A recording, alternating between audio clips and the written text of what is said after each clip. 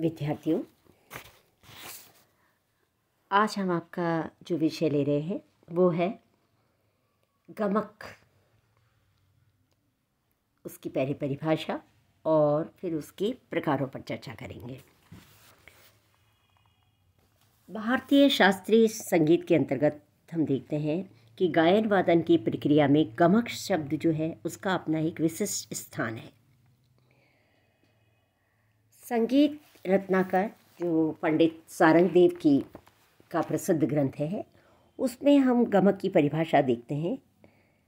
स्वरस्य कंपो गमकः श्रोत चित्त सुखावह, यानी स्वरों का ऐसा कंपायमान होना गमक कहलाता है जो श्रोताओं के चित्त को सुख प्रदान करे।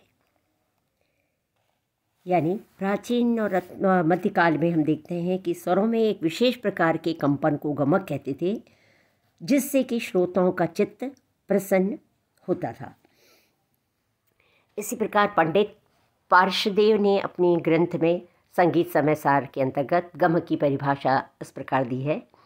स्वः श्रुति स्थान संभूताम छायाम श्रुति अंतराश्रयाम स्वरो यद गमेश गीते गमकोस निरूपितः, यानी यदि कोई स्वर अपनी निर्धारित श्रुति स्थान पर स्थित रहते हुए उसकी छाया या प्रतिबिंब श्रुति अंतर यानी अर्थात दूसरी श्रुति पर उसको डालते हुए उन दोनों श्रुतियों के बीच में गमन करता रहता है, तो उसे गमक की संज्ञा दी जाती है।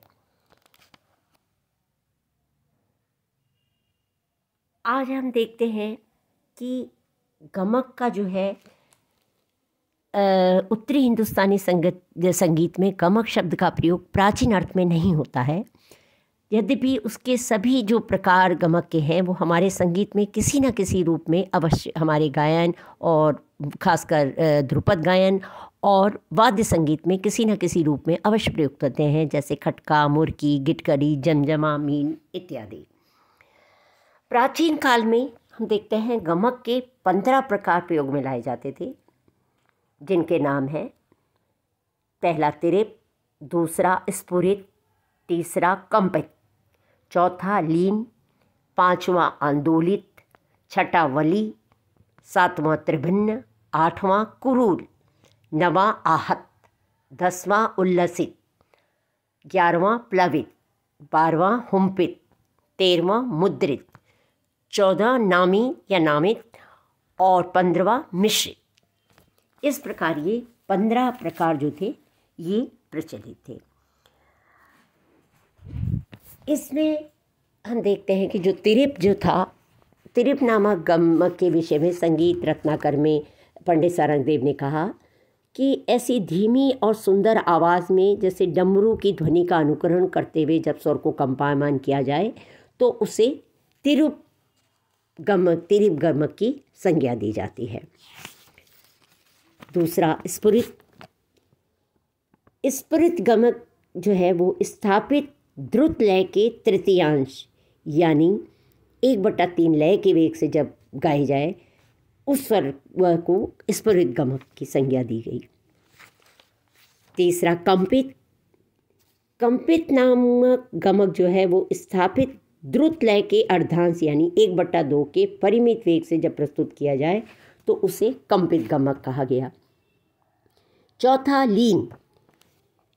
लीन रूपी जो गमक का प्रयोग बताया कि स्वरों के स्थापित द्रुत लय के अंतर्गत जब कंपायमान करते हुए स्वर को उसको प्रस्तुत किया जाए तो उसे लीन गमक की संज्ञा दी गई। यानी स्थापित द्रुत लय के अंतर्गत स्वरों को कंपायमान करते हुए गमक की प्रस्तुति को लीन गमक कहा गया। पांचवा फिर आंदोलित, यानी आंदोलित नामक गमक वह है जो विलंबित, मध्य तथा द्रुत लय में भी लघु वेग अर्थात कम वेग से स्वरों को कंपायमान करते हुए गाया जाए तो उसे आंदोलित गमक की संज्ञा दी गई। फिर वली नामक गमक की प्रस्तुति में माना कि वक्र यानी वेग यानी टेढ़ी मेढ़ी गति से जब कंपायमान करते हुए स्वरों को उच्चारित करने को वली गमक कहा गया।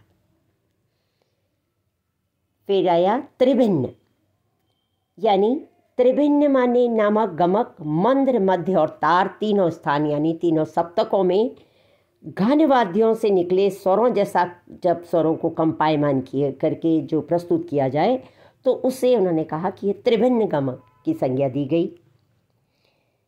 फिर कुरुल, इस गमक के विषय में पंडित सारंगदेव ने बताया कि वली गमक के समान ही कुरुल नामक गमक कंठ के द्वारा कोमलता के साथ जब उसे प्रस्तुत किया जाए तो उसे कुरुल गमक कहा गया। फिर आया आहत। आहत नामक गमक के विषय में संगीत रत्नाकर में कहा गया कि गमकायमान होने वाले स्थापित स्वर के पूर्व स्वर को आहत या स्पर्श करते हुए जब शीघ्रता से मूल स्वर पर आकर उसे आंदोलित करते हुए उस स्वर पर विश्रांत हो जाना आहत गमक कहलाता है। इसी तरह से फिर अगला है उल्लसित। इसमें भी संगीत रत्नाकर के अनुसार उन्होंने बताया कि जो स्वर क्रमानुसार ऊपर के स्वरों तक आरोहण पूर्व कंपन करते हुए उस पर विसर्जित होते चले जाते हैं उन्हें उल्लसित गमक की संज्ञा दी गई। इसी तरह से प्लवित। प्लवित गमक जो है उसे व्याकरण तथा संगीत व्याकरण में स्थित शब्द प्लुत से निर्मित माना गया, यानी व्याकरण के अनुसार त्रिमात्रिक स्वर, 3 मात्राओं के स्वर अथवा अक्षर को धारण करने वाले समूह को प्लुत कहा गया है।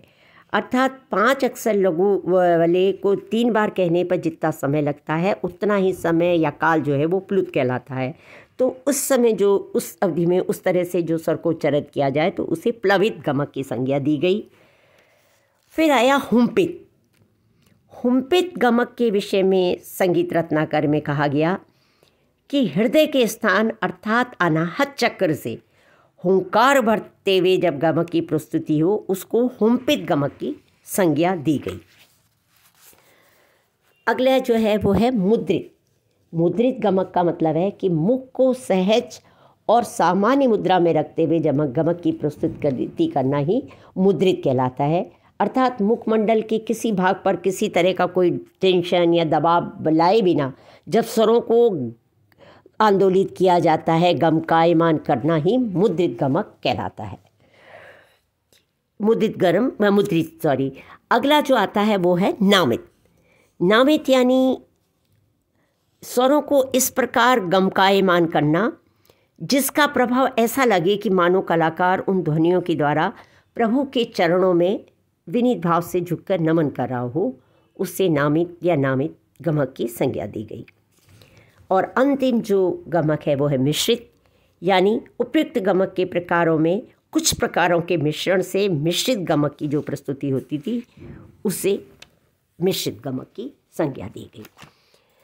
अब हम आज देखते हैं कि आधुनिक संगीतज्ञ जो है वो गमक की व्याख्या जो है उसमें इस तरह के की जाती है कि जब हृदय में जोर लगाकर गंभीरतापूर्व कुछ कंपन के साथ स्वरों का प्रयोग किया जाता है तो वो गमक कहलाता है। और गमक का प्रयोग वैसे तो अधिकांशतः जो है ध्रुपद गायक तो बहुत जो बहुलता से करते ही हैं और कहीं कहीं ख्याल गायक, और मुख्यतः जो वाद्य संगीत है जैसे सितार वीणा आदि पर जो है वो ध्रुपद अंग से जो है गमक का जो है प्रयोग जो है देखने में हमको मिलता है। Thank you.